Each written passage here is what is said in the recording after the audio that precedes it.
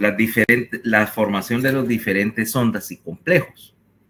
Entonces, vamos en secuencia y empezamos viendo, obviamente, la despolarización de la aurícula, que nos va a dar la onda P.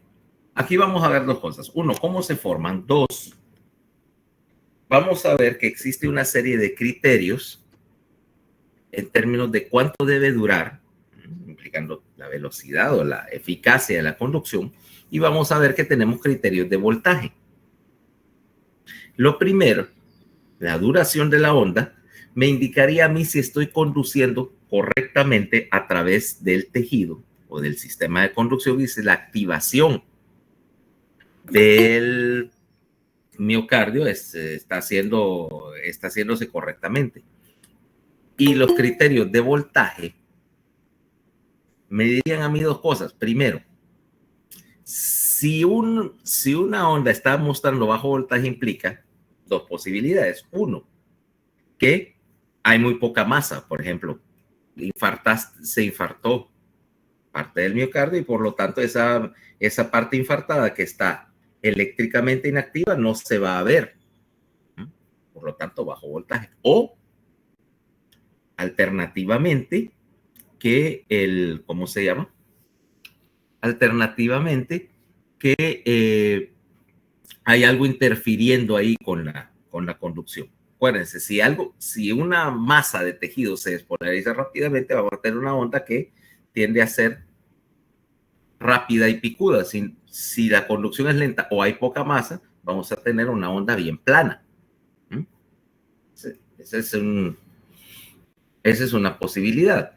La otra también, que tengas una onda normalmente grande, que te implica dos cosas. O te implica que ese músculo está hipertrófico, y el corazón está hipertrófico generalmente porque lo está sobrecargando, o que la cámara en cuestión se dilató, porque por un principio eléctrico, lo que está registrando realmente es los cambios de voltaje globales, pero medidos en la superficie del corazón. O sea que una cámara más grande te va a hacer un efecto de pico, de un pico alto. Van a decir, una onda T grande, por ejemplo, un QRS alto con criterio de hipertrofia o de dilatación. ¿Cuál de las dos cosas es? Obviamente el electrocardiograma no te lo dice. Eso te lo dirá el análisis de la situación clínica del paciente.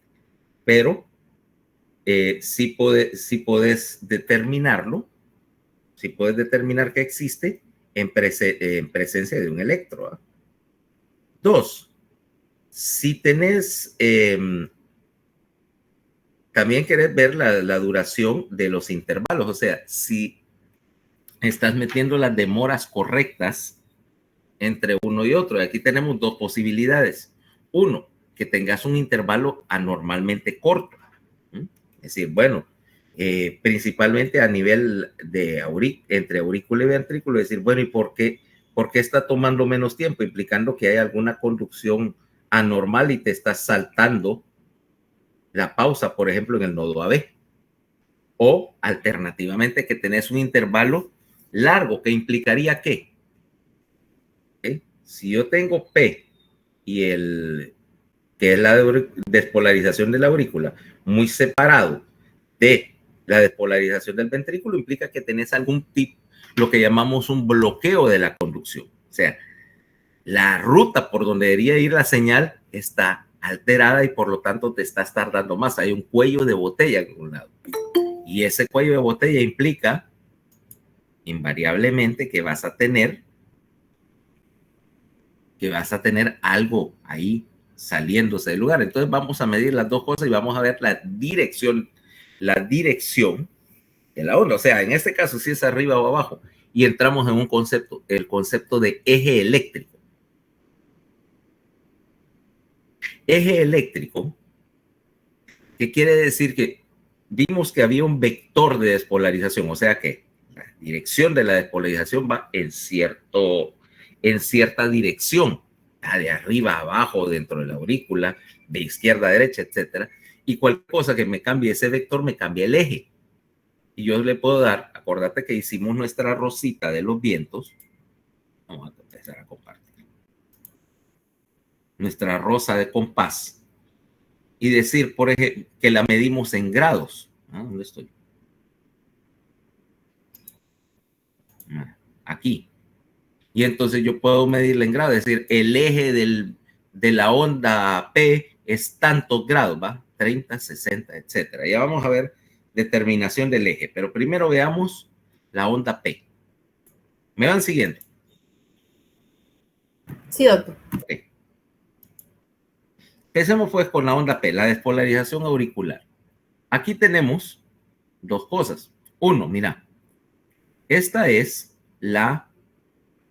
una representación eléctrica de la aurícula. ¿A qué me refiero? Porque hasta ahorita lo que te dibujé aquí es el ventrículo, ¿va? Pero si yo viera la aurícula y la dibujara de la misma manera, vería que las aurículas, aquí en nuestro dibujo vamos a decir que aquí es derecha, izquierda. Y aquí tenemos arriba, o sea, la parte alta del nodo SA, donde está el nodo SA, y aquí abajo. La aurícula pudiéramos decir que es así, ¿va?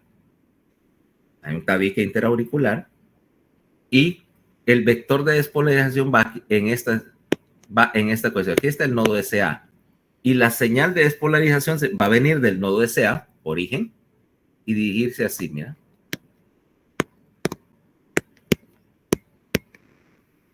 De derecha a izquierda y de arriba, de la parte alta de la aurícula hacia abajo. Aquí estaría, poner, que estaría el anillo con la válvula, ¿va? La válvula mitral y la válvula tricúspide. Y el miocardio, por supuesto, que es mucho más grande, estaría aquí, mira, tabique. Date cuenta de una cosa. Te puse esta línea roja para darte a entender que aquí, entre la aurícula y el ventrículo, no tiene que haber ninguna conexión eléctrica, salvo por el punto donde el nodo AB cruza, ¿va? O sea que no debe haber ninguna excitación paralela. Estamos entendidos de eso. Entonces, mira la dirección. Si yo saco el promedio de todos estos, el eje eléctrico de la aurícula va a venir más o menos acá. En el orden de los 58 grados. Acordate que medimos que aquí sería 0 y aquí sería más 90. Y sería menos 90, los 4 puntos cardinales. Y aquí tendríamos menos 180 grados, ¿ok? Los 4 puntos cardinales, norte, sur, este, oeste, si así lo querés decir. O sea que la despolarización acá va a ir en este sentido, más 58 grados aproximadamente. Si lo querés poner en términos de rumbos, si 0 es hacia el este, ¿va? Aquí estaríamos en dirección sureste, más o menos, ¿va? Bueno, sur-sureste. O sea que si seguimos acá, por lo tanto, ¿qué derivación es la que mira mejor, la que está puesta aquí en este sector, en más 60? ¿Qué derivación está viendo más 60? En tu rosa de compás.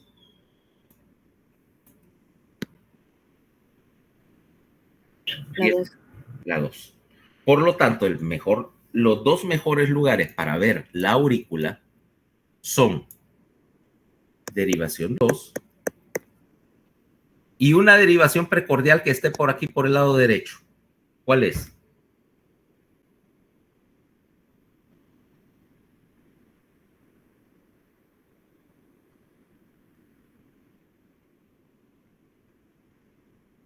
De las precordiales, ¿cuál es la que se ve mejor en el lado, la que está más cerca de la derecha?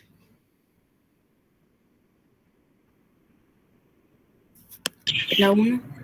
V1, precordial 1. Por lo tanto, si yo quiero ver la morfología de la aurícula, busco 2 o busco V1. Es donde mejor se va a ver, donde se va a ver más alta. Porque aquí, porque el eje coincide. Y la regla básica es que mientras más te aproximes más la derivación que estés leyendo se parezca más al eje, más alto o más grande debe verse el complejo que estás queriendo leer, ¿cabal? Y de 1 porque es la que está más cercana. Y siendo la más cercana, obviamente es donde vas a ver, donde vas a ver mejor también porque está más cercana. ¿Para qué le entramos a la discusión matemática si eso es obvio? Entonces, ¿cómo se ve? En estas dos derivaciones, vos vas a ver lo siguiente. Mira la dirección del vector de la aurícula. Más o menos entre 1 y 2, ¿ok? Más cercano a 2 que a 1. Y entonces, si yo estoy leyendo 2, voy a ver esto. P, la despolarización de la aurícula, que se ve así, es un piquito. La primera parte generalmente representa la aurícula derecha.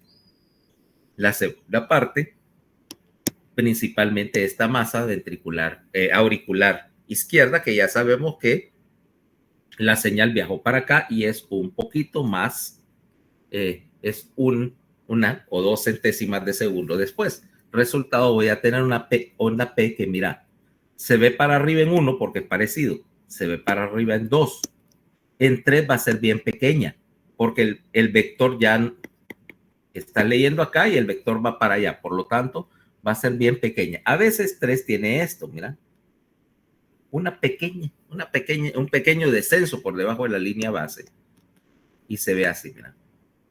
Un poquito muy fácil, lo cual es normal. Ahora, aquí empezamos porque esa onda P es una de las primeras cosas que yo quiero saber para ver la normalidad del ritmo. La primera cosa es que querés ver que mida. Vamos a ponerlo acá.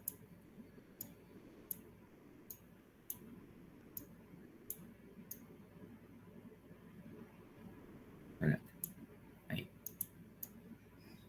P. Entonces, de 0.04 a 0.08 segundos. ¿Ok? De 1 a 2 cuadritos pequeños. Y normalmente mide menos de 0.25 milivoltios. Quiere decir menos de 2,5 cuadritos pequeños. ¿Ok? Criterio de normalidad en morfología. Esto es la morfología normal. Menos de 0.04, bueno, es difícil de ver, pero más de 0.08 implica una aurícula grande o alguna cuestión que me está retrasando la conducción auricular. Y más de 0.25 milivoltios, o sea, más de 2,5 cuadritos, implica que esta aurícula está crecida. En particular, esto te lo va a dar un crecimiento de la aurícula derecha. ¿Por qué? Porque un crecimiento de la aurícula izquierda te desplazaría el vector y entonces se vería así, mira. Predominantemente negativa, porque la mayor parte del vector se va a estar alejando. Miento. Aurícula derecha, perdón, me va a dar algo. Ahí va a decir una brutada, perdón. Aurícula izquierda, grande. Entonces, claro, hay más masa, una T bien alta. Pero ¿qué pasa si la aurícula derecha está grande? La mayor parte del vector se va a desplazar a la derecha en contra de la lectura que vos estás haciendo en 2. Por lo tanto, vas a verla así, mira. Grande para abajo y pequeña para arriba. Una onda P bifásica. Acordate que te dije, en derivación 3 podías ver grande para arriba y un poquito pequeño y una bajadita pequeña. Esto es normal, esto es bifásico. Pero es normal. Ahora, si tenés primero para abajo, un montón para abajo y luego un poquito para arriba, aurícula derecha grande. Ya viste el análisis. O sea, no vamos a entrar en diagnóstico del crecimiento auricular y esas cosas. O sea, hay que se maten en cuarto año tratando de analizar esas cosas uno por uno. Pero por lo menos sabes que normal, dice, para arriba generalmente o completamente, menos de 0.25 milivoltios y menos de 0.08 segundos. Ese es el primer criterio, morfología. Ahora, nos metimos a un tamal ahí, dice determinación del ritmo. Y ahora es donde entramos con la idea de que, ¿dónde debe originarse el ritmo normalmente? El nodo SA. En el nodo SA. Y los ritmos que salen del nodo SA se llaman ritmos sinusales. ¿Cuáles son los criterios? Vamos, porque aquí de una vez me voy a meter a un tamal. Vámonos para arriba. Para decir que un ritmo es sinusal, tiene que ser originado en el nodo SA, conducido correctamente a través de las aurículas hacia el nodo AB y trabajar a una frecuencia normal. Entonces entramos en el asunto de la determinación de frecuencia. ¿Cómo voy a calcular la frecuencia? Agarremos este pedazo de electrocardiografo. De ahora empecemos acá. Voy a tomar una P acá. Voy a poner una P.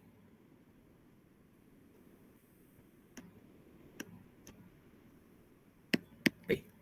Que no la dibujaron. Ahora mira dónde empieza la P. La puse que empiece en esta raya.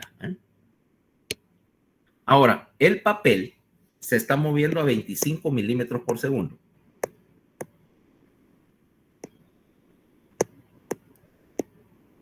Milímetros por segundo. Quiere decir que si yo pongo a correr este asunto, en un segundo van a pasar 300 cuadros grandes o 1500 cuadritos chiquitos. ¿Ok? Perdón, por minuto. 304 por minuto. O 1500 cuadritos. Aquí estamos como cucharada y cucharadita, ¿va? 300 cuadrotes o 1500 cuadritos en un minuto. Eso es el punto básico para determinar frecuencia. ¿Cómo lo vamos a hacer? Si yo sé que en un minuto pasa 300 cuadros, quiere decir que a la velocidad estándar, un cuadro grande pasa en un 300avo de minuto, ¿ah? Para ponértelo de esa manera. ¿Me explico? ¿Me entienden? Sí. Ok. Un 300avo de minuto. Y quiere decir que un cuadrito chiquito pasa en, uno chiquito pasa en un 1500avo. Yo no sé si existe semejante palabra, pero yo la voy a usar. Ok. Ahora mira, determinación de la frecuencia. Yo quiero saber la frecuencia, quiere decir que es la cantidad de tiempo que pasa entre esta P y la siguiente. Vamos a hacerlo y podemos hacerlo para cualquiera de las ondas. Pero aquí vamos con P.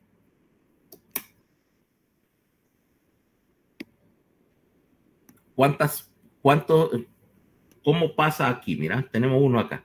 Entonces, si la siguiente P estaría aquí en un cuadrito, ¿cuál sería la frecuencia? Sería, si pasa en un 300avo de minuto, quiere decir que puede haber 300 de estas en un minuto. El resultado de la frecuencia sería 300 por minuto. ¿Ya? Si pasara una cada dos, ¿no? ¿Qué dice ahí? Perdón. Ahí.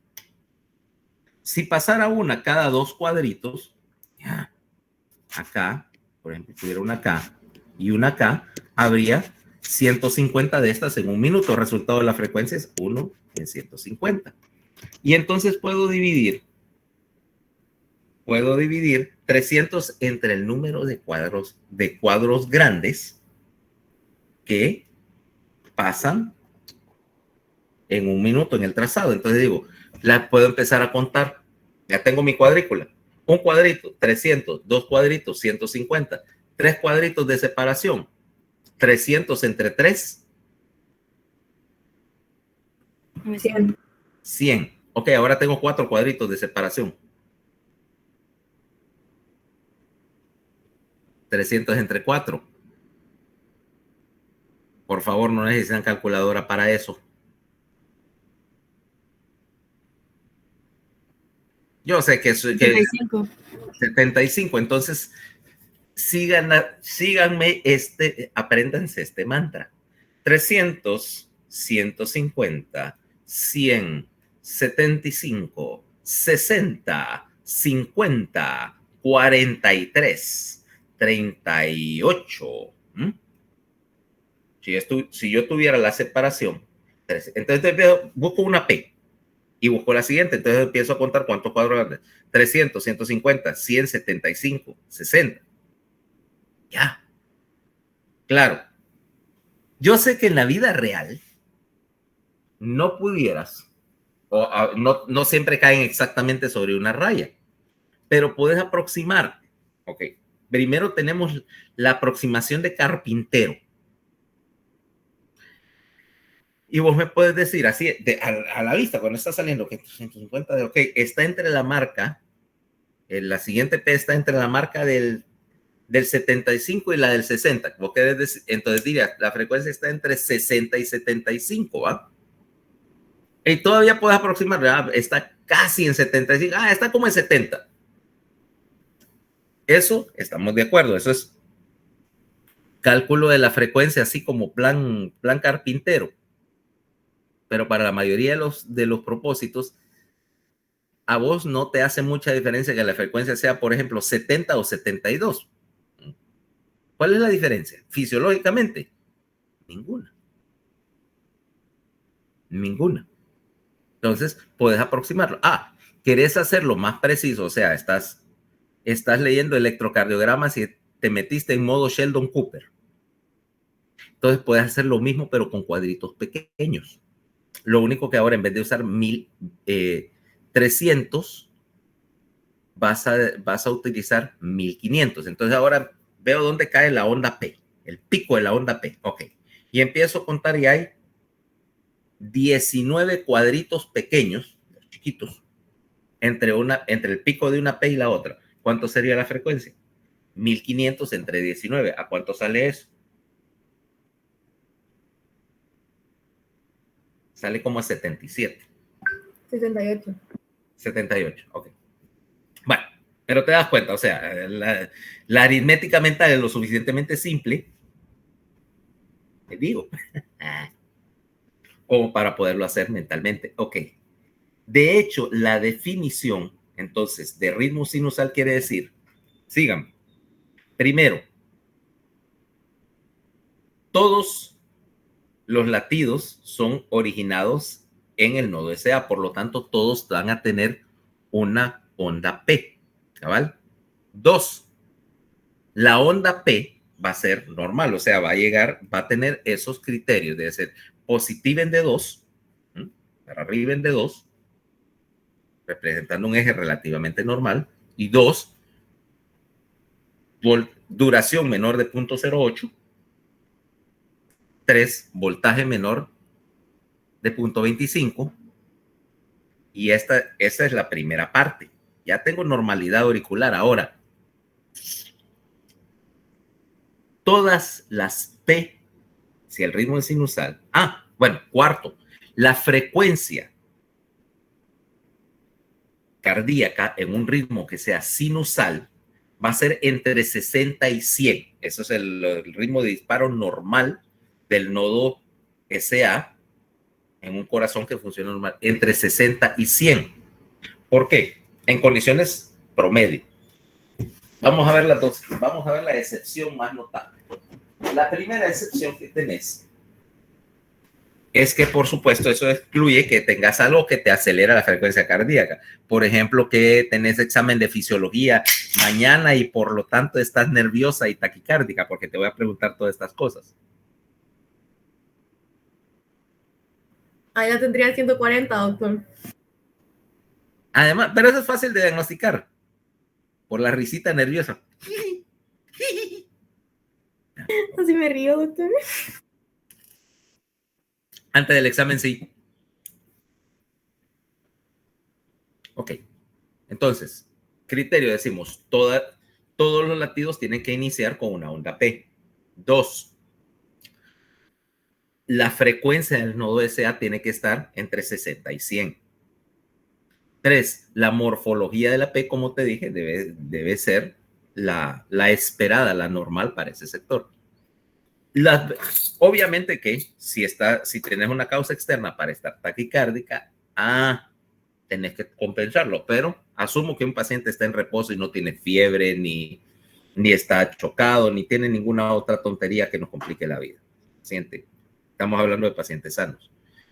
Si la frecuencia es menor de 60, generalmente tenés dos posibilidades. Una, obviamente que estés hablando de un paciente con muy buena forma física y que entonces no sea un atleta y su frecuencia cardíaca no es ni siquiera de 60 porque no la necesita. Vaya, si estás haciendo el electrocardiograma de uno de esos africanos que corre maratón, eso sí le puedes excusar que tengan menos.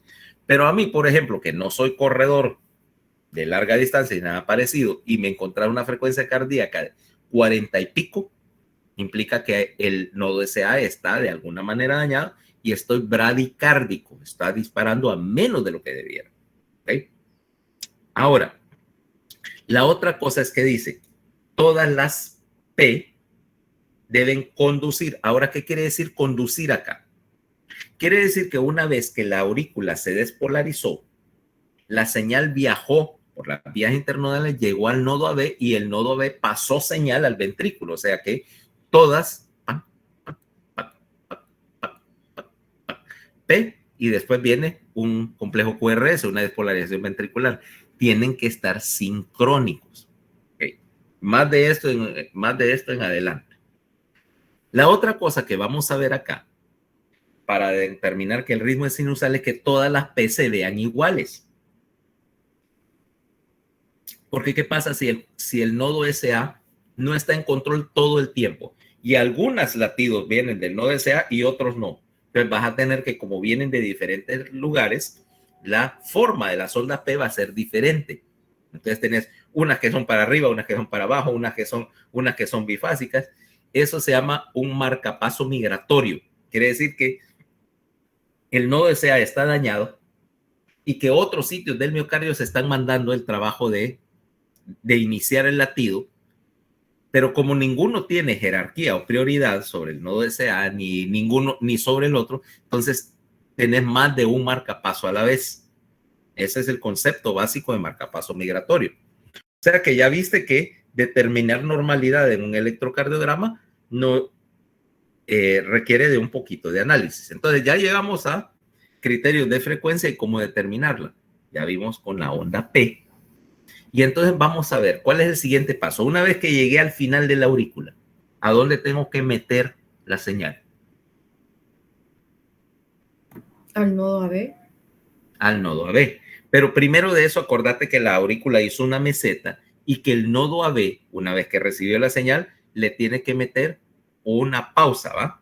Para dejar que el ventrículo se llene. En esa pausa, durante ese momento, no hay actividad eléctrica. Entonces tenemos lo que se llama el segmento PR. Vamos a ver acá. Terminaste acá, mira, y aquí tenemos este pedacito, el segmento PR. Y ese segmento PR me va a medir de 0.08 a 0.12 segundos. ¿Ok? La pausa. Acordate que normalmente esta pausa sería como de 0.09, ¿va? Teóricamente, o sea que está dentro de ese rango, porque acordate que hay una variación individual y depende un poquito de la frecuencia. Total, la suma, fíjate, la onda P sumado al segmento PR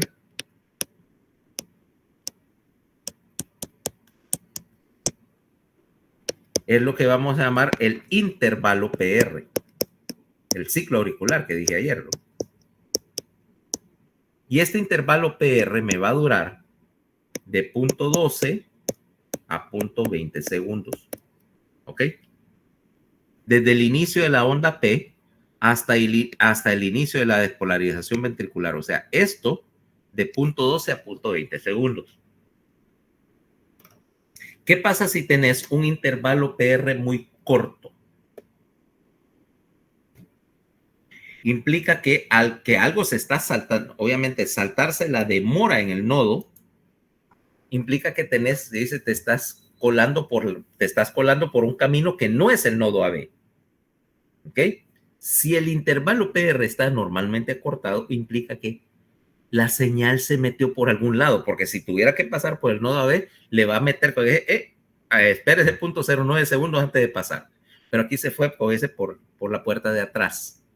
Y cuando tenés esos intervalos PR muy cortos, entonces lo que tenés es alguna vía anómala de conducción.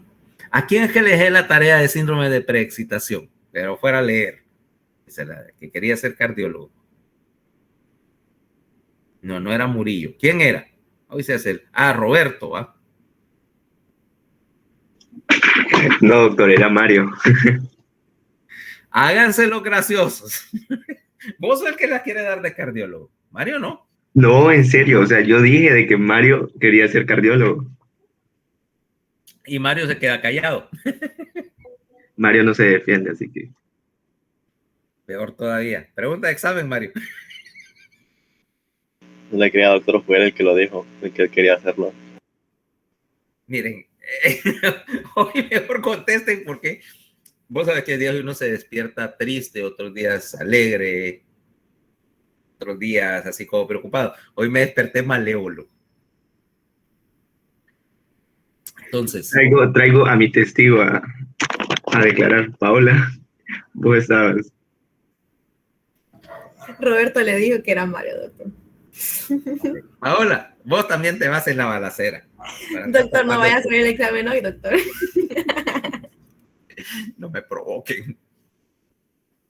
Ok, entonces tenés un síndrome de preexcitación, que era lo que yo te decía. Vayan a leerlo, no va a entrar en el examen, obviamente, porque eso no es tema para ustedes todavía. Pero vayan a leerlo, el síndrome, por lo menos para saber qué es lo que pasa. Síndrome de Wolff-Parkinson-White, que de hecho hay tipo A y tipo B, y de Lone-Gannon-Levine, que tenés una comunicación, un paso anormal entre la aurícula y el ventrículo, y por lo tanto vas a ver que hace lo que se llama preexcitación ventricular. Estás sacando al nodo AB del ciclo porque la vía anormal es más rápida y es de menor resistencia. Acuérdate que el hecho de que tengas un cuello de botella quiere decir que ahí hay mayor resistencia a la conducción. Y aquí aplicamos la simple lógica de que la conducción de cualquier señal busca el camino de menos resistencia, el más corto. Resultado, en un síndrome de Wolff-Parkinson-White tendrías algo así, no, solo para ejemplo. Tendría lo que se llama una onda delta. Voy a ver si puedo poner, espérate, yo creo que aquí puedo poner la cuadrícula porque es útil.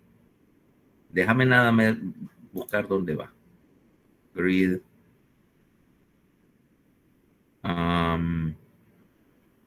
¿Dónde es esto? Full forma background aquí.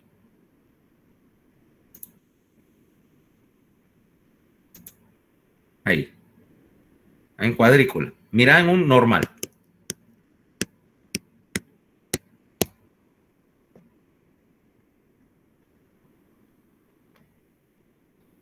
Y aquí tendrías entre punto 12 a punto 20. ¿Ok? Ahora sí me van siguiendo lo que digo de criterio de normalidad con la conducción. Ahora mira en un Wolf, WPW.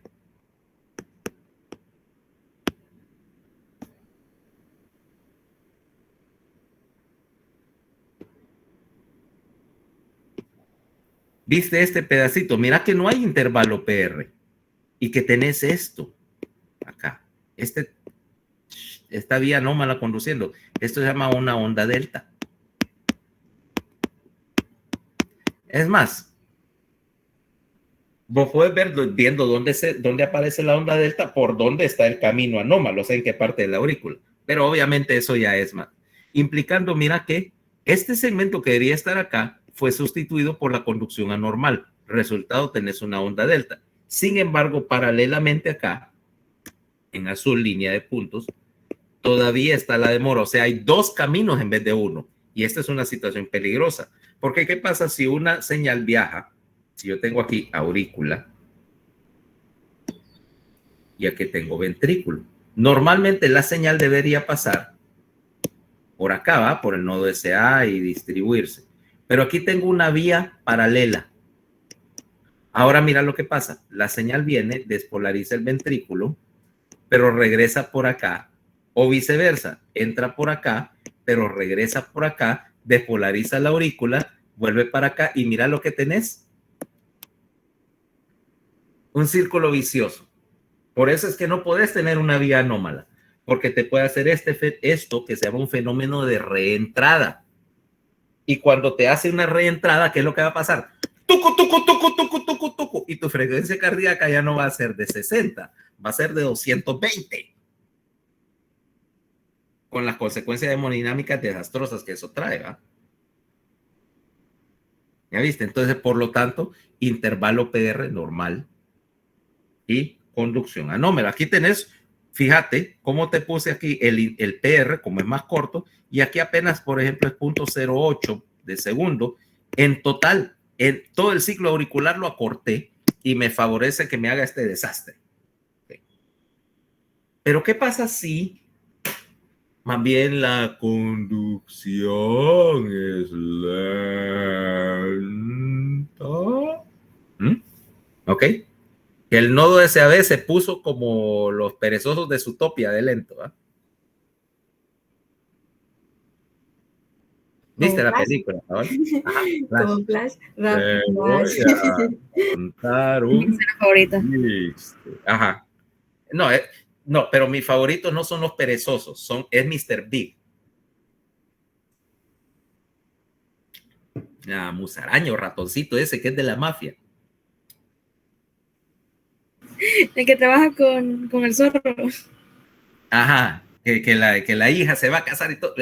Es que vos viste El Padrino. ¿Nunca viste El Padrino? Ah, sí, el que hace referencia al padrino. Qué gracioso. Sí, pero es que le hace también hasta la vocecita toda ronca del Padrino. Y como El Padrino es una de mis películas favoritas, yo me doblaba de la risa viendo al dichoso ratoncito ese haciéndola de mafioso. Le quedó bien, le quedó súper bien. Y los guardaespaldas rusos. Ok, bueno. ¿Qué pasa si la cosa se pone plan perezoso? Entonces, la duración, ahora mira lo que vamos a ver.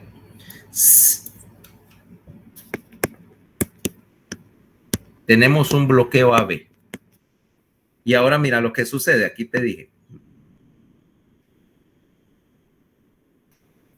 Y esto es, qué sé yo, es más de 0.020. Implicando que el nodo AB está enfermo. Y que por lo tanto se está demorando aún más. Este que te puse, aquí sencillamente se prolongó y este es un bloqueo AB de primer grado. Pero tengo uno bonito. ¿Qué te parece este? Vamos a hacer más tira. Aquí empieza y está normal, mira. Pero en el siguiente latido, este es más chiquito, esa la hice muy alto. Espera. En el siguiente latido, el PR se hizo más largo. Compara este con este. En el tercer latido, se hizo súper largo y al final pasa. Mira la diferencia, este es aún más largo. Y en el cuarto latido, no condujo. Eventualmente, el siguiente latido, el quinto latido, ya vuelve a la normalidad. Pero viste, aquí botó un latido. Esto es un bloqueo auriculoventricular de segundo grado. Y ese fenómeno de más largo, ¡prum! Bota uno, se llama, eso se llama fenómeno de Benkebach. Y este tipo de bloqueo se llama Movitz 1. Implicando un nodo AB enfermo, ¿ok? Para ponerte un ejemplo, por supuesto, hay un bloqueo Movitz 2 en el cual esto no se prolonga, sino que sencillamente va normal o más bien largo, ¿va? largo, largo, bota uno y sigue, pausa, y el siguiente conduce. Es un Movit SOS. Para que veas que hay diferentes modos de fallo ahí. Obviamente no estamos viendo arritmología, pero ya, ajá. Ahí es donde se tendría que colocar un marcapasos. Esa es una buena indicación para lo que se llama un marcapaso secuencial, lo que se llama un AT, un ATON, etcétera. Porque los marcapasos se clasifican de acuerdo a una clasificación que te dice, puedes tener un sensor para detectar un latido en la aurícula, en el ventrículo, en ambos. Puedes también marcar el paso, o sea, activar la aurícula, el ventrículo o ambos. Puedes programar, porque son programables, ¿ok? Activar o inhibir, por ejemplo, los marcapasos desfibriladores, que si tenés algo que te genera una arritmia ventricular fatal y estás leyendo y cuando lo detecta, ¡pum!, te desfibrila, literalmente te choquea ahí, te resetea. Y una serie de funciones especiales, ¿ok? Es un código de 5 letras y la verdad es que no me acuerdo del todo de cómo se lee el código. Aparte, vos puedes cambiar el modo del marcapaso. Tienes el marcapaso puesto acá, entonces te ponen un programador que es como un imán acá y un programador que es una especie de computadora pequeña y le cambias ahí la sensibilidad, la frecuencia que dispara, un montón de cosas, ¿ok? Ese es todo un trabajito, todo un trabajito dejar el marcapaso tuneado, ¿ah? Ok, pero sí, esa es una excelente indicación para un marcapaso permanente. Porque si no, las cosas progresan y tenés un bloqueo AB de tercer grado. Ahora mira.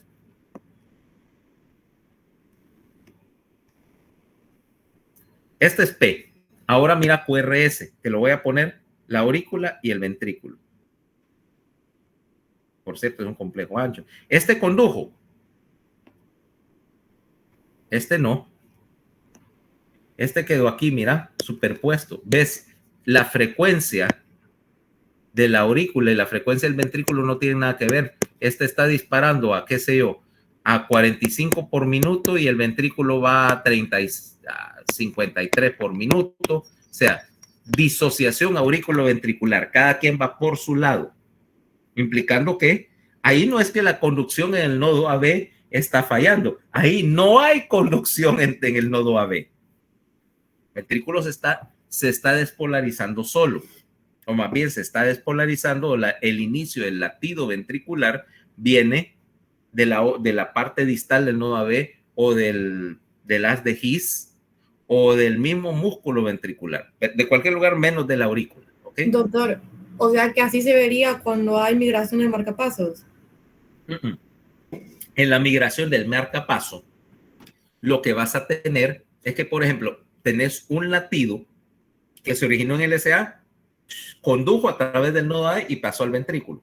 El siguiente latido se originó en la aurícula izquierda, donde no tenía que haber salido, pero condujo al ventrículo. O sea, llegó al nodo AB y condujo. El tercero salió de la parte baja de la aurícula derecha y condujo. Pero lo que vas a ver es que la frecuencia es bien irregular porque están saliendo de diferentes puntos y las ondas P son lo que sea. Salen como sea. Pero todas las ondas P pasan al ventrículo. ¿Ok? Ahí la diferencia es que tenés un marcapaso alto en la aurícula, pero el marcapaso está cambiando de lugar, o que alternativamente lo querés ver desde otro punto de vista filosófico, que tenés un montón de marcapasos en la aurícula, cada cual por su lado, y claro, uno pasa. El marcapaso migratorio es un poquito más benigno que una disociación aurículo-ventricular. ¿Ok? Implica enfermedad y lo vas a ver, por ejemplo, en pacientes con aurícula derecha crecida y pacientes que tienen una enfermedad pulmonar crónica. ¿Ok? Mientras la forma extrema, si así quieres decirlo, del marcapaso migratorio es cuando la aurícula ya no se contrae, sino que está fibrilando. ¿Ok? O sea, todo el músculo solo tiembla. Obviamente, si tenés una fibrilación auricular, ya no tenés patada auricular, porque la aurícula no está contrayéndose, está vibrando. Y siempre hay alguna señal que está pasando el ventrículo. O sea, lo que pasa es que la frecuencia ventricular ahora ya no va a ser regular porque depende de lo que pasa. Entonces está oscilando y tenés frecuencias más rápidas, a veces se enlentece, se acelera. Y si lo querés decir así, un marcapaso es la versión extrema del marcapaso migratorio, porque ahí ya cualquier célula del miocardio del miocardio auricular es el marcapaso. Ya dice que sopa el análisis, de hecho, ya eso es una sopa, ¿va? No nos metamos ahí todavía. Podemos, pero no debemos, porque además tenemos más cosas que ver. Entonces ya vimos la aurícula y vimos la conducción. Ahora caigamos al ventrículo, que es a donde yo quiero caer si quiero tener latido, si quiero tener bombeo. Entonces veamos la dirección del latido ventricular. Mira lo que está sucediendo. Ahora, los ventrículos se despolarizan en un orden específico. La primera parte de la despolarización va a ser el tabique, y el tabique, si aquí está el nodo AB y el haz de His, la despolarización va a venir de la parte alta hacia la parte baja del tabique. De esto acá, mira. Y la señal, como el nodo está a la derecha, va a ser de derecha a izquierda y de arriba a abajo. Mira, aquí te estoy refinando un poquito más los vectores. De ahí, esta señal, una vez que llegó aquí y se partieron las ramas del haz de His, va a empezar a despolarizar la masa principal de los ventrículos. Pero como el ventrículo derecho es más pequeño en términos de masa muscular, y vimos que la señal recorría un poquito más rápido en el ventrículo derecho, quiere decir que hay una secuencia. Primero el tabique,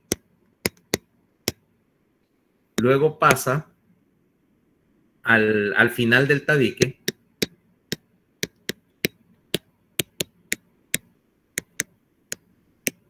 y empieza a despolarizar primero el ventrículo derecho.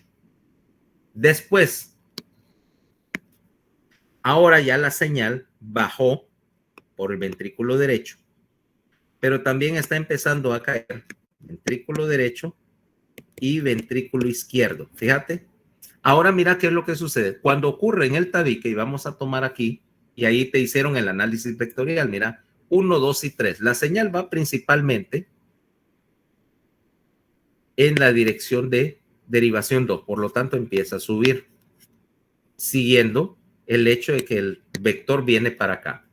Luego, acá, que empezó a irse hacia el ventrículo derecho, una parte del vector se aleja, pequeña, pero hay un montón de masa también en el tabique y en el ventrículo izquierdo que se está despolarizando. Por lo tanto, esta masa adicional va a hacer que empiece a aumentar el voltaje en tu trazado electrocardiográfico y aumente rápidamente. Luego, conforme la señal de despolarización, mira, ahora empieza a agarrar las paredes de los ventrículos, la siguiente señal se va a empezar a alejar. Aquí estamos leyendo derivación 2, y por lo tanto al alejarse va a ir en la dirección contraria y empieza a caer. Mira cómo te está haciendo un piquito que ya topó y ahora va a estar despolarizando la masa muscular, pero alejándose porque va hacia la parte alta del ventrículo. Luego, aquí tenemos puramente ventrículo izquierdo ya. Y mira el vector de despolarización. Fíjate que este ya está despolarizado. El ventrículo derecho ya terminó su ciclo. Pero todavía hay una parte despolarizándose y se aleja acuérdate, el electrodo está por acá. Se aleja, por lo tanto, si se aleja, va a ser negativa. Y sigue acá, mira, un pedacito. Pero solo es un pedacito y por lo tanto, el pico no va a ser tan grande. Resultado, al final, se termina de despolarizar y regresamos a la normalidad. Por lo tanto, vamos a tener que tu despolarización ventricular, o sea, tu QRS, va a tener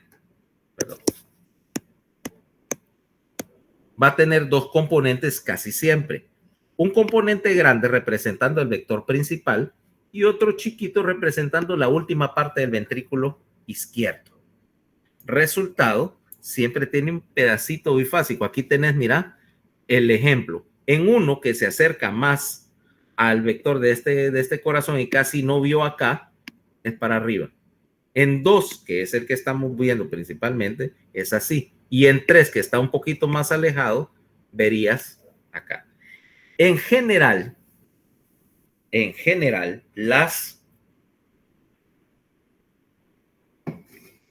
la despolarización de los ventrículos, o sea, el QRS, primer lugar, va a ser el complejo más grande, ¿va?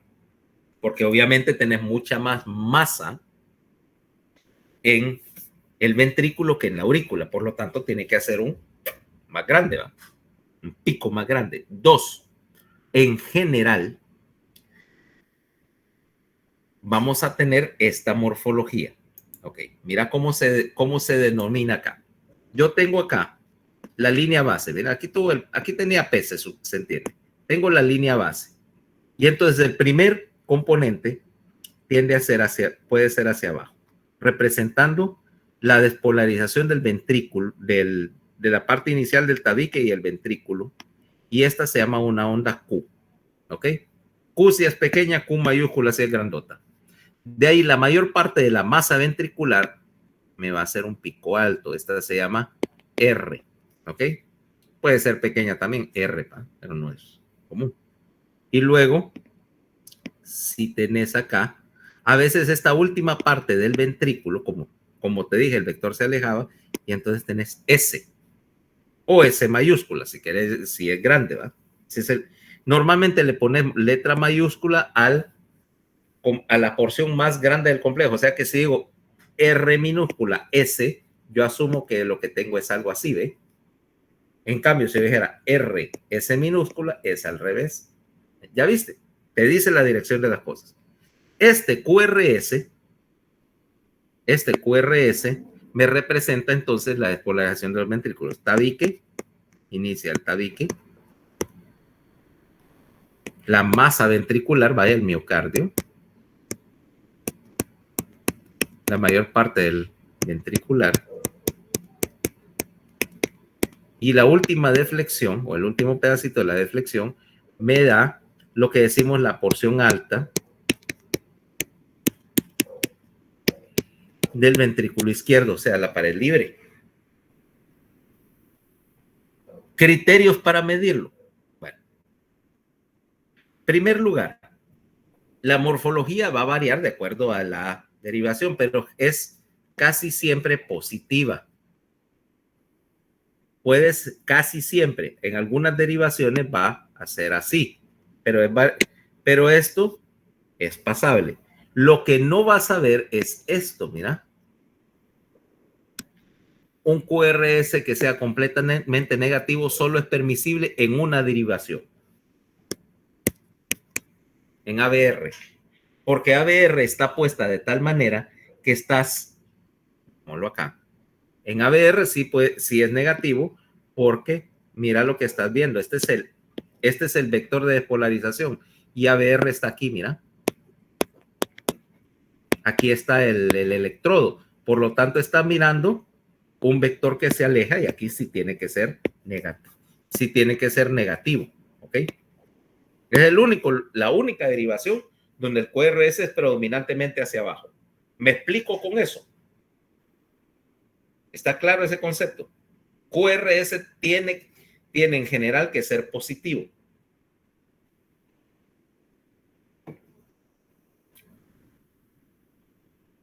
Sí, doctor. Ok. Doctor, ¿y en la derivación 3? ¿No sería En- negativa o no es negativa No. también? ¿Dónde está 3? 3 está aquí, mira. La mayor parte del vector, lo que vas a tener es esto, mira.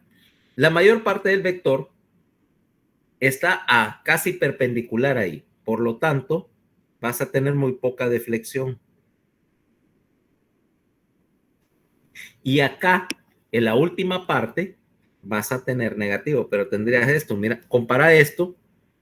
RS es lo que esperarías encontrar. Compáralo con 2. 2 sería R bien alta y un pedacito de ese, mira. Mira cómo se parecen. Acordate lo que te dije por consistencia. 2, 3 y ABF se van a parecer. Ahora te voy a poner ABF. Que está a mitad de camino entre los dos, o sea que el patrón debe ser a mitad de camino entre las dos. Un poquito más alto. Mira. Mira cómo los tres se parecen en general.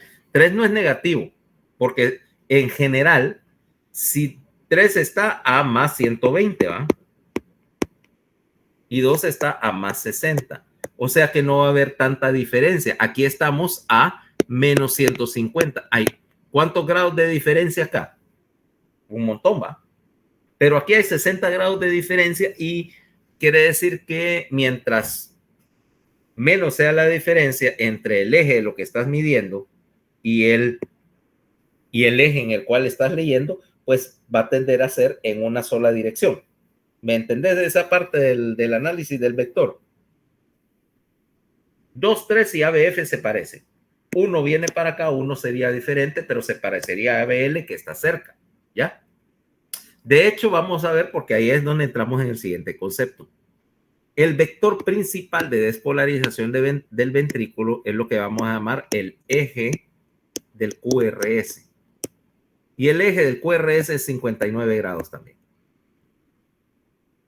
O sea que es casi sobre 2. Eindhoven no lo sabía cuando puso su derivación 2 ahí, pero le quedó bien. Eje del QRS es más 59. Ahora, ¿cómo voy a determinar el eje? Y este valor, porque yo también quiero saber si el eje se movió. Porque hay un montón de cosas que me lo mueven. Por ejemplo, si un ventrículo está crecido, eso me mueve el eje en la dirección del ventrículo que está hipertrófico. Si tengo un ventrículo derecho grande, el eje se va a mover, el vector se va a mover hacia el ventrículo derecho. Si tengo un ventrículo izquierdo grande, el eje se va a mover hacia el ventrículo izquierdo, ¿va? Si tengo un trastorno de la conducción en el ventrículo, porque ¿te acordás que te dije que se podía bloquear el nodo AB? Lo dijimos hace un ratito, ¿va? ¿Y qué te hace pensar que el haz de His no es bloqueable? El haz de His se puede bloquear. O una de sus ramas. Acordate que hay 3 ramas ahí, una rama derecha y 2 ramas izquierdas, ¿va? Cualquiera de esas 3 se puede dañar y salís con un bloqueo de rama por enfermedad del haz, porque te mandaste un infartico del tabique por ahí y el infartito se llevó una rama del haz de His temporal o permanentemente por efecto de medicamentos que te trasteen la conducción. Si andas jugando con cosas como digitálicos o algo así y no sabes exactamente dosificarlo, le vas a pegar una bloqueada bruta a los pacientes. ¿Okay? Y todas esas cosas me moverían el eje. Un infarto, porque si yo maté una parte del músculo ventricular, esta parte está silenciosa y quiere decir que no contribuye al vector y entonces estaría jalando para el otro lado. Ese es ese punto del análisis. Mira, no te lo explico. Si ya te lo voy a poner acá. Pero voy a explicar de esta manera. Con respecto a eso que te acabo de hablar, con respecto a que cuando tenés un infarto o pérdida de masa, el vector se mueve. Vaya, por ejemplo, tenemos esto. Y va a decir que, puercas, estoy metiendo aviones en una discusión electrocardiográfica. Ok. Tiene 2 motores, ¿cabal? Vas volando por ahí contentamente. Y de repente, el motor de la derecha y empieza a echar fuego. ¿Ah? Ok, apaga el motor. Ahora, ¿qué pasa? El motor izquierdo sigue jalando, ¿va? Menos mal, porque si se para, tenés que buscar dónde aterrizar. ¿Qué pasa? Con este motor caminando y este no. El avión va a empezar a jalar para la izquierda, porque este no está contribuyendo al vector. De hecho, así se llama, el vector de empuje. Y yo vengo ahora, así es mejor. Y este motor que está parado ya no contribuye y por lo tanto solo este jala. ¿Qué va a pasar? el vector se movió y entonces empezás a jalar a la izquierda, ¿ok? Cosa no muy agradable. ¿Okay? Si fuera al revés, de hecho, para ese efecto puedes hacerlo sin necesidad de apagar un motor. ¿Qué tal si pongo este y le acelero y le meto la galleta a este y este más bien le bajo y lo dejo solo girando? Asimetría. Lo mismo tenés acá. Cuando vos perdés una parte de músculo ventricular o un bloqueo y la conducción se va, el otro lado que está conduciendo normalmente todavía está participando en el vector. Ahora tenés una conducción asimétrica dentro del ventrículo y el eje se va a mover. ¿Ya me entendiste ese punto ahora? ¿Ok? Sí, doctor. ¿Seguros? Ayuda al avión, doctor. No, mejor enciendo ese motor porque me voy a pegar un cachimbazo, así como los chinos ayer. Como los chinos ayer, que yo todavía quiero averiguar si ese video que vi anoche es auténtico. ¿No viste? Usted no ve las noticias, ¿verdad? Video. El accidente, pero no sé de qué video habla, doctor. Es que mira, un accidente en China y hay un video captado por una cámara de seguridad que se ve el avión así, bajando verticalmente, así. O sea, normalmente, mira, si separan los motores de un avión, vos no caes así. De hecho, puedes volar un montón de kilómetros, dependiendo de qué el avión no se va a caer. Pero para irse así, directo para abajo, y el avión parece que no está entero. Entonces, hay solo dos posibilidades. O los pilotos hicieron una maniobra muy rara y literalmente quebraron el avión, en cuyo caso sí, ahí sí todo vale, o que era deliberado y alguien literalmente lo puso para que clavara pico en la tierra. El problema es que el cráter es tal, porque también en el video se mira el cráter que dejó y ahí no se distingue nada, o sea que averiguar qué diablos pasó va a estar interesante. ¿Ok? Entonces te digo, puedo encender los motores antes de que termine con el chinito.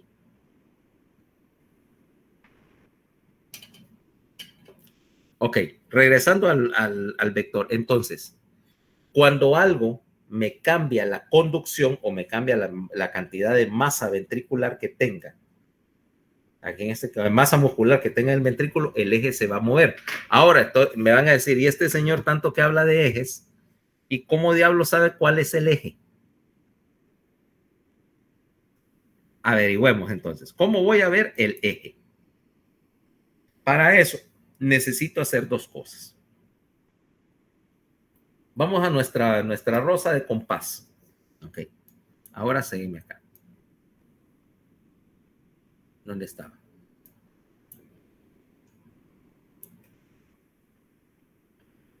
Necesitamos esta rosa de compás, ¿ok? Y necesitamos leer las 6 derivaciones regulares, o sea, de 1, 2, 3, ABR, ABL, ABF. Las derivaciones precordiales no tienen nada que ver en este asunto, por ahorita. ¿Qué es lo que vamos a hacer? Tomemos nuestra rosa del compás y vamos a ver acá.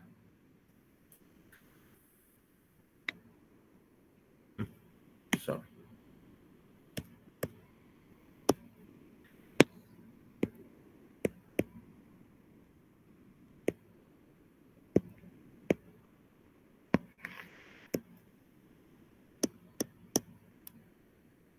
¿Ok?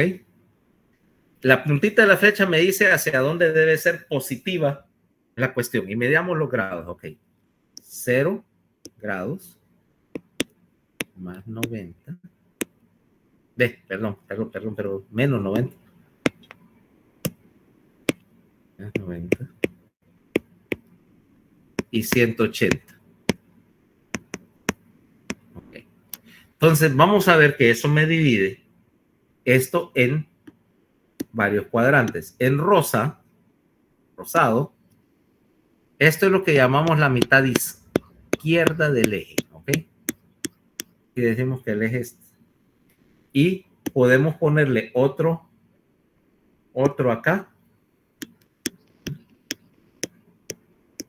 Entonces, ves que ahora dividí en 4 cuadrantes la cosa.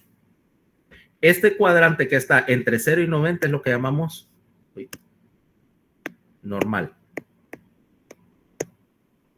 Si el eje está en este sector, si determina, está normal. Si el eje está en este pedazo, vamos a decir que el eje está izquierdo. O sea, movido a la izquierda. Si el eje cayó entre 90 y 180, vamos a decir que el eje se movió a la derecha. Y si el eje cae en este sector, es lo que llamamos un eje indeterminado. ¿Cabal? O sea que hay 4 posibles sectores ahí. Ahora, yo quiero saber el eje exactamente. Entonces, vean, metamos las otras derivaciones. Aquí tengo 2. Aquí tengo 3. Solo estoy copiando lo que dije. Y aquí tengo ABR. Y aquí tengo ABL. ¿eh? Ya reconstruí mi rosa. Ahora, ¿qué vamos a hacer? Vamos a tomar un electrocardiograma normal con las 12 derivaciones y queremos determinar el eje del QRS. Lo primero que hago es ver a la derivación 1. ¿Ok? Ahora suponete que 1 me salió esto, positivo. Quiere decir que el eje está en la dirección de la punta de la flecha, ¿va? Está entre menos y más 90. Está en esta mitad que pinté en café. ¿Ya? ¿Cabal? Si 1 fuera negativo, si uno fuera para abajo, estaría en esta otra mitad. ¿Ya me siguieron la lógica? ¿Ya? Sí. Ahora, veo 1 y yo miro en que si está positivo o negativo. Eso me dice si estoy en la mitad izquierda o en la mitad derecha de la rosa. Ahora me voy y hago lo mismo con ABF. Y ABF yo esperaría normalmente que se viera así, que fuera positivo.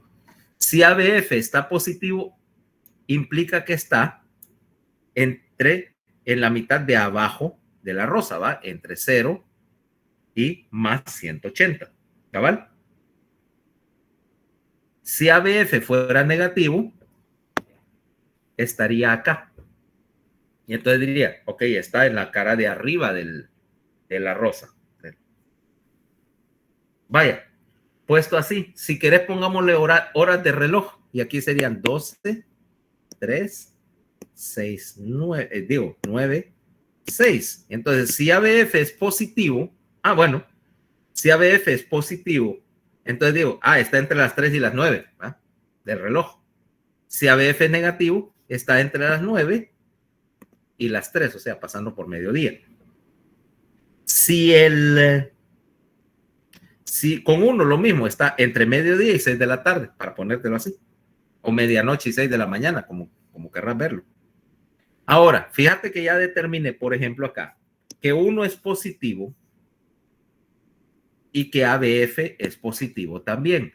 Entonces, voy a buscar, ya sé que está en esta mitad de abajo y en esta mitad de la derecha. La intersección de los cuadrantes estaría en este sector. Yo ya vi con esa simple determinación que el eje está en el cuadrante normal, entre 0 y 90. ¿Cabal?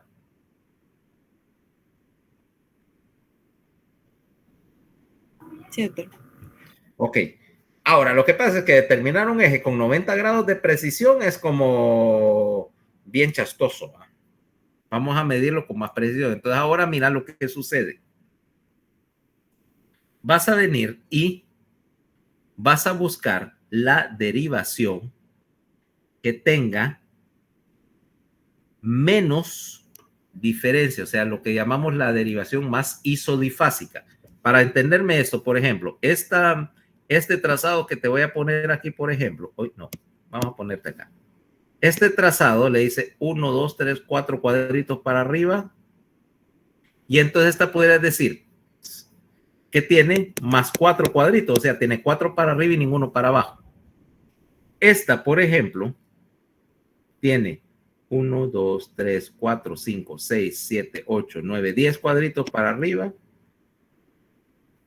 y 3 para abajo. Tiene 10 para arriba y 3 para abajo, 10 menos 3, vaya, y esta sería más 7, para ponértelo de esa manera, en términos de voltaje. Ahora mira esta. Tiene 4 para arriba y 4 para abajo. Resultado, esto y esto son iguales, o sea, más 4 y menos 4, esta podría clasificarla como que está marcando 0. Cuando una derivación es así, a 0, o sea, o tal vez puedes tener esta otra,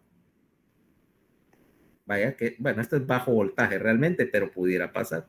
Tiene solo 2, más 2. ¿Cuál es la más balanceada, la más simétrica de todas esas? Donde la de 0. Esta, sí, es 0, está correcta. Cuando las deflexiones para arriba y para abajo vos las balanceas, esta que es la más balanceada es lo que va, eso es lo que llamamos la más isodifásica. Es la más isodifásica, o sea, donde quiere decir que en términos de análisis, esta es la que está perpendicular más al vector, porque fíjate que fue que, ¿cómo se formó esta? Al principio de la despolarización, ¿cómo se llama? El vector se acercaba al electrodo, pero luego cae a 0 y se aleja del electrodo. Quiere decir que está primero acercándose y luego alejándose. Está perpendicular, ¿ya?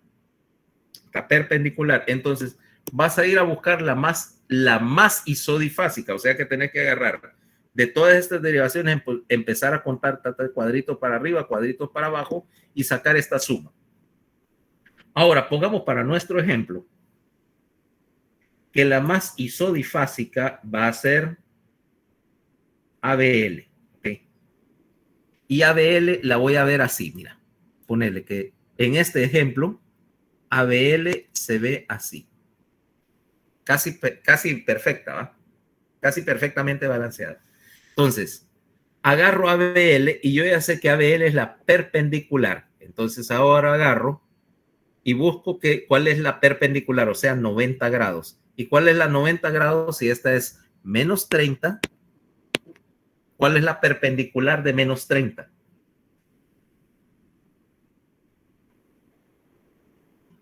Si yo le sumo 90, ¿cómo? 120. Pudiera ser menos 120, ¿okay? Si yo le resto, o puede ser más 60, ¿ya? Puede ser cualquiera de las dos. Ahora, ¿en qué cuadrante está? Que ya habíamos determinado. Es normal. En el cuadrante normal, por lo tanto, perpendicular, le sumo a menos 30 grados, le sumo 60 y le sumo 90 y tengo más 60 grados. ¿Ok? Yo sé que entonces como dije, que esta era la más isodifásica, era ABL, la perpendicular de ABL es 2. Entonces yo lo único que necesitaría saber si está para acá o para acá. Y yo ya sé que estaba en este cuadrante. Por lo tanto, el eje es más 60. Entonces, procedimiento para ver el eje. Primero, determina en 1. Si está positiva en 1, está al lado derecho de tu rosa. O viceversa si es negativa. Si está, y ahora, ok, ya saben en qué mitad está, izquierdo, en esta o esta mitad. Luego mira ABF. Si está positiva en ABF, está en la mitad de abajo de la carátula, ¿va? Del dial. O viceversa. Yo ya sé que la intersección de las dos me va a definir un cuadrante. Digo, si está hacia acá y está hacia abajo, está en esta esquina, en el cuadrante normal o en el que corresponda según tu resultado. Luego busca la más isodifásica. ¿Ok? Y cuando encuentres la más isodifásica, busca ahora la que está perpendicular a ella porque ese es tu eje. ¿En qué dirección va el eje? Pues ya sabes en qué cuadrante estaba. Por lo tanto, te fuiste y medís, por ejemplo, en este caso, el eje es más 60. O sea que, y lo confirmas, porque más 60 va a ser, por la misma lógica, va a ser la menos isodifásica.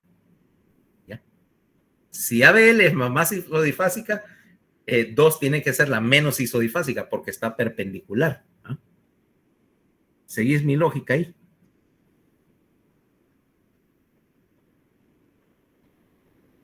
Está un poco confuso, doctor. Se confunden fácil. Otra vez.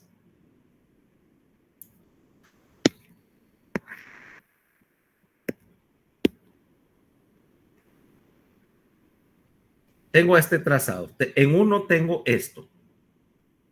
Para este ejemplo. ¿En qué lado? El eje está... A ver, vamos a poner 0.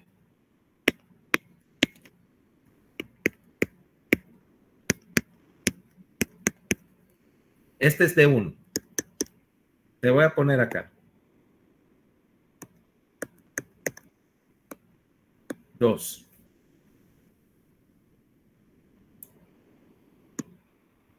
ABR.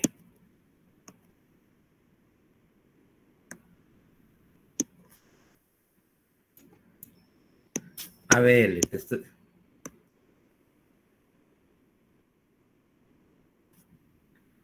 ABF. Ok. Tengo estos 3 trazados, ¿va?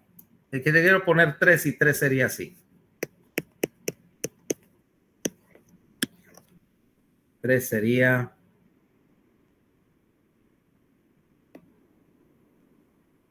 Okay, así. Ahora tengo estos... Esto es lo que me dio el electrocardiograma. Vamos a ver cuál es el eje de QRS. Empecemos por 1. 1 es positiva. Quiere decir que el eje está en esta mitad. ¿Cabal? ¿Estás de acuerdo con eso? Sí. Ok. Ahora me voy a ver a ABF. ABF está positiva. Quiere decir que está acá. Cambiemos el resaltador. ABF es positiva. Por lo tanto, está acá. ¿Dónde se intersectan los dos? ¿En qué cuadrante se intersectan los resaltados? En el normal. Entre 0 y 90, ¿va? Ok. Ahora vámonos a buscar. Va. Voy a poner los otros brazos de la rosa.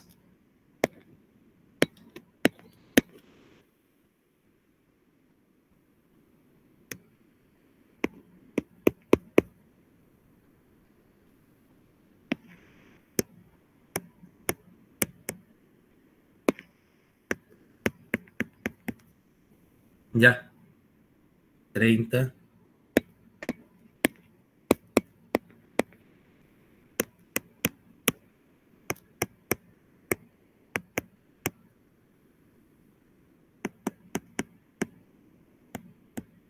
Me peló. 50.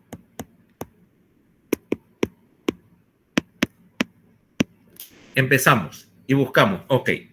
Yo ya sé que el eje va a estar entre 0 y 90 grados positivo. Empiezo a buscar las derivaciones. ¿Cuál es la más isodifásica ahí? De esas que te dibujé. ¿Cuál es la más isodifásica que te dibujé ahí? ABL. ABL. Ok. Entonces, ABL está aquí, ¿ves? Vamos a poner otro resalte. ABL está en esta línea, ¿va? En la línea verde. ¿Cuál es la perpendicular de ABL? Buscar 90 grados. ¿Cuál es la perpendicular de ABL ahí? La derivación 2. La derivación 2. Ahora, vos me decís, bueno, en 2, quiere decir que va a estar en la línea entre menos 120 y más 60, ¿va? ¿A cuál apunta? ¿A menos 120 o a más 60? Mira a 2, ¿qué es? Positiva, ¿va? Predominantemente positiva. Y ya sabemos de cualquier manera que estaba en este cuadrante entre 0 y 90. Por lo tanto, el eje va a seguir 2. ¿Cuál es el eje? ¿Cuánto es el eje? Más 60. Más 60. Ahora, en la vida real, puede que vos no te podás decidir porque ¿qué tal si, por ejemplo, aquí la más isodifásica y uno fuera así? En vez de puramente decir, bueno, dice, tiene, y dice, bueno, ¿y esta en qué dirección va? Ah, digamos que tiene más 5 para arriba y menos 4 para abajo, que es más 1, Igual me dice que está en este, me sirve para el cuadrante, pero entonces ahora mira, vos no te podés decidir si la masa isodifásica es 1 o ABL. Dice, se miran casi iguales, ¿va? ¿Dónde está el eje? Puede estar entre, puede ser 60 o puede ser 90. Y venís vos y decís, ok, no, para mí la masa isodifásica es ABL y para mí el eje es más 60. Y viene Paola, que siempre quiere llevarnos lo contrario, y dice, no, la masa isodifásica es 1 y el eje es más 90. ¿Quién tiene la razón?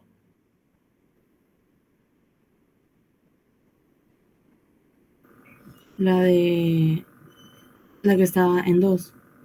No. Fíjate que estás entre este y este.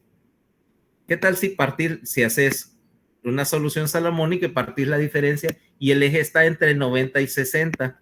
Y entonces decís más 75.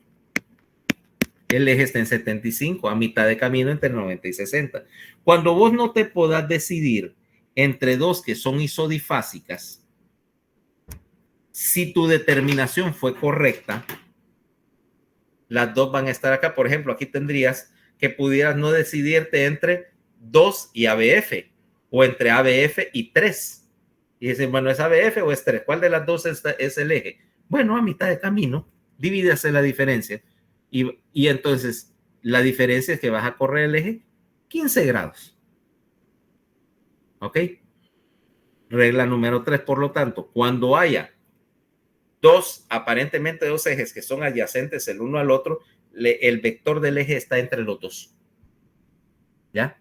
Pero tienen que estar adyacentes. No me puede decir la masa isodifásica aquí o la que yo creo que el eje puede estar sobre, qué sé yo, sobre ABR. No, que el eje está en 3. No pueden estar así, ¿va? Tienen que estar uno junto al otro. Pero me entendiste. El eje, vos lo puedes aproximar a 30 grados, más 60, más 90, o lo puedo refinar un poquito, más 15. En la vida real, yo puedo hacer un poquito complicado análisis matemático y a decir es más 44 grados. Pero eso no se hace a simple ojo. Eso hay que sumar y hacer un montón de cosas y no te hace gran diferencia. ¿Ok? Las máquinas automáticas de electro ya te lo calculan para vos y te va a decir eje QRS tantos grados. Pero no siempre vas a tener una de esas disponibles. Si lo estás haciendo con un electro más de los antiguos, que no te calculaban nada, lo tenés que hacer a mano con esa fórmula que te acabo de hacer. Entonces, valores normales del eje de QRS entre 0 y 90 grados. Promedio. La mayoría de los corazones están a más 60. ¿Pero por qué dije un rango tan amplio? Porque aquí influencia una cosa que llamamos la posición del corazón. Tomemos, por ejemplo, a Peter Languila. ¿Ok? Peter Languila es largo y flaco, ¿ah? Y tiene un corazón que, como el tórax es estrecho, el corazón está casi vertical. Por lo tanto, el eje tiende a ser tirando hacia más 90, porque está casi vertical. Ahora pongamos a Peter Dinklage. ¿Sabes quién es ese, va? El que hacía el enano de Game of Thrones. Ya. Ok. Él es un enano con displasico y su tórax es corto y ancho. Por lo tanto, su corazón está más horizontal, no cabe verticalmente. Entonces, tiende a estar más acostado, más horizontal, y su eje va a tender a irse más hacia 0 que hacia más 90. Mi eje, por ejemplo, tomemos entre ustedes, tu eje, Irma, no va a ser el mismo eje, por ejemplo, que el de Murillo, porque Murillo es más alto, bastante más alto y tiende a ser flaco, entonces va a haber una variación. Eso es normal, eso es parte de la variación fisiológica que tenemos todas las personas. No tiene más importancia que tu estatura, menos que salga mucho. Eje entre 0 y 90, ¿ok? Y si te das cuenta, el eje de P y el eje de QRS son muy parecidos, porque en general el vector de despolarización del corazón va casi en la misma dirección, ¿ok? Ahora, ¿cuánto debe durar el QRS? Y vamos a tener dos medidas. Vámonos de vuelta para nuestro... No, este no.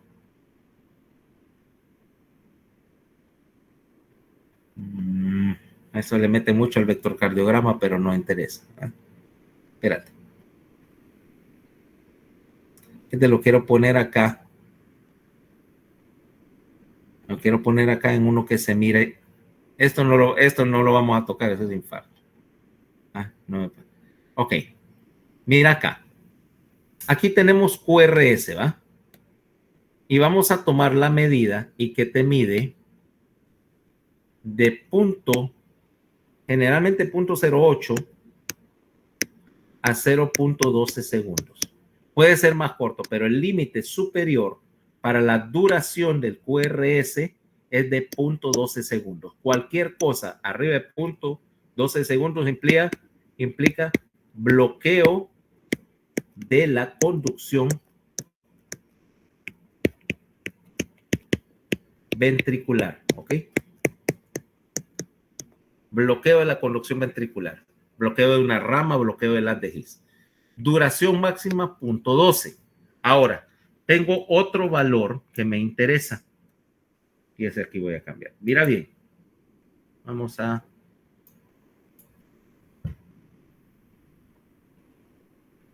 Yo lo estoy midiendo así, mira. Línea base.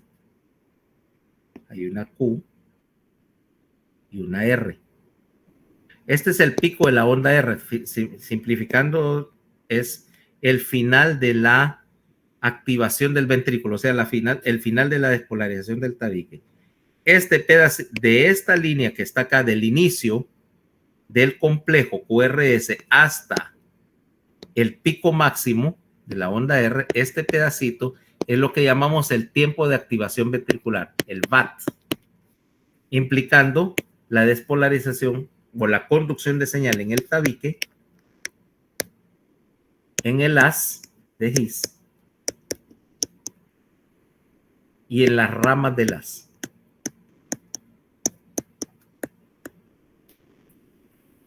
Este VAT tiene que ser menor a 0.04 segundos, a un cuadrito chiquito. Si el VAT está prolongado, implica que hay un problema en la conducción acá. El tabique está lesionado o la conducción en las ramas del haz tiene algo que no debería estar bien. ¿Ok? Esos son los dos criterios. Ahora, hay criterios de voltaje. Hay criterios de voltaje también para determinar si un ventrículo está crecido. Se llaman los criterios de Sokolov, pero yo creo que los vamos a omitir acá porque eso es un poquito más tedioso y nos va a complicar demasiado el tema. Eso más bien lo dejaría yo para cuando en fisiopatología se hable de hipertrofia ventricular. Pero ahorita sí me interesa criterios de tiempo. Todo el complejo, todo el QRS, menos de 0.12. Y el arranque del ventrículo, el VAT, menos de 0.04. ¿Ok? Bueno, nos falta un último pedazo, que es lo que vamos a llamar, bueno, eso sí lo vamos a ver ahorita, la progresión de R. Ahora mira, en las derivaciones precordiales, B1 a B6. Mira cómo se mira. B1. No, miento. Bueno, sí puede ser QR. Te lo voy a poner de una manera más simplificada. Total, eso es. Mira ahora, B1 a B6, progresión de R. B1. Hey, ¿qué le pasa a esta mierda? B1. B2. B3. B4. B5. B6. Eso se llama progresión de la R. Y vos vas a buscar las precordiales y vas a ver que B1 la R es pequeña y va creciendo para arriba, ¿ok? Hasta B6. A veces, esto es normal.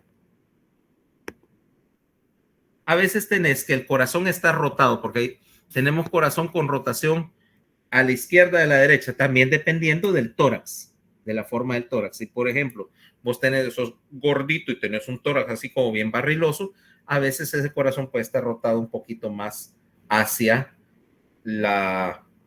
atrás, contra la manecilla del reloj. Hay gente que es larga y flaca y tiene el corazón así como más orientado en un sentido antero-posterior, y eso te cambia un poquito la progresión de R. ¿Cómo? Esta es una posibilidad, mira, que la R vaya creciendo. Pero también el siguiente patrón es normal. B1, B2, B3, B4, B5, B6. Mira, aquí va para arriba y luego para abajo, o sea, como haciendo una lomita. Eso es normal también. Lo que no es normal es que tenés B1, B2,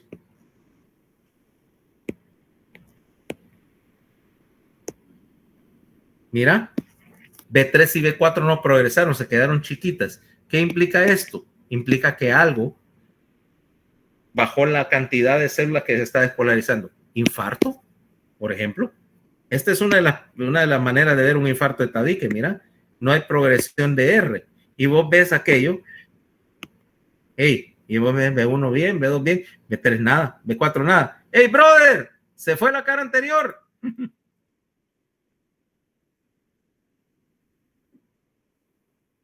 Ahora, eso es, entonces, la idea es que las R tienen que progresar de B1 a B6 porque estás viendo cada vez más ventrículo izquierdo. Y que, claro, a veces B5 y B6 bajan un poquito, pero más bien ya te pasaste. Esa es la idea de progresión de R. Mañana vamos a ver, para terminar esta serie, la onda T y sus anomalías y un poquito acerca de lo que pasa cuando se bloquea la conducción en el ventrículo. ¿Ok? Hasta ahorita me han seguido la secuencia de hoy. Doctor, creo que no mencionó el voltaje que debe tener QRS. No, ni lo voy a mencionar. No vamos a tratar criterios de hipertrofia. Ok. ¿Ok? Porque eso es un poquito más complejo. ¿Ok? Entonces, de QRS solo importa el tiempo. Solo vamos a hablar de los criterios de tiempo. No, los criterios de voltaje son críticos. Lo que pasa es que no me parece que vayan ahorita en el curso para fisiología, porque ahí tenés que hacer una serie de diferenciaciones que ya implican patología, ¿va? De determinar, por ejemplo, si el voltaje cambió, por ejemplo, porque tenés un bloqueo versus por un infarto versus hipertrofia, porque ahí hay una cuestión que todavía no creo que está ahorita, o porque nos va a complicar el curso un montón, ¿ok? Entonces, en cuarto año en fisiopatología van a ver esos criterios de voltaje que llaman criterios de Sokolov. Ahorita contentémonos con los de duración, porque todavía nos falta ver bloqueos de la conducción ventricular, perdón, que es lo que es el tema de mañana. ¿Ok? Listo, doctor. Gracias. Bye. ¿Algún otro comentario? No, doctor. Hay que repasar. Ok, listo. Entonces nos vemos mañana con la conclusión de este tema. Estoy disfásico hoy. Gracias, doctor.